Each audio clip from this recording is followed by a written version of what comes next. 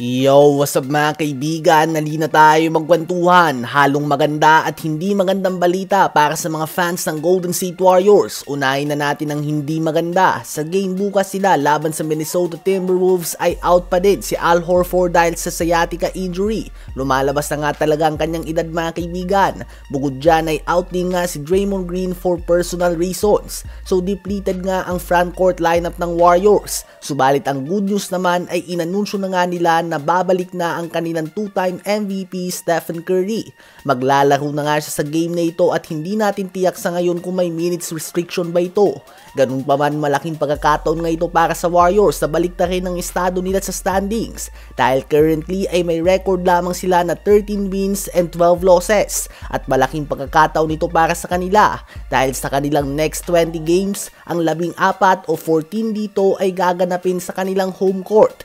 And the last few years ay dito nga mga kaibigan malakas ang Warriors. Sa mga game na ginagawa sa kanilang home court ay mataas palagi ang kanilang winning percentage. Kaya naman with Steph Curry back sa lineup, ito na nga ang pagkakataon ng Warriors na umangat sa standings. Ano ba masasabi nyo tungkol dito? Habang nagkatapat naman ang dalawang player na pasok sa top 10 all-time scoring leaders ng history ng NBA, James Harden and Kevin Durant sa game ng Los Angeles Clippers at ng Houston Rockets. At hindi nga yan madalas na mangyari mga kaibigan. Nagindikit ang game na ito at walang nakagawa sa kanila ng double-digit lead. Ganun pa man sa uli ay muling natanggap ng Clippers ang talo sa score na 115-113. 22 points, 15 rebounds, 5 assists, and 4 steals si Alperen Sengun.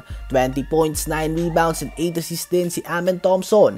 18 points, 10 rebounds si Jabari Smith Jr. At 16 points naman si Kevin Durant. Sa Clippers naman ay 33 points, 7 rebounds si Ivica Zubac.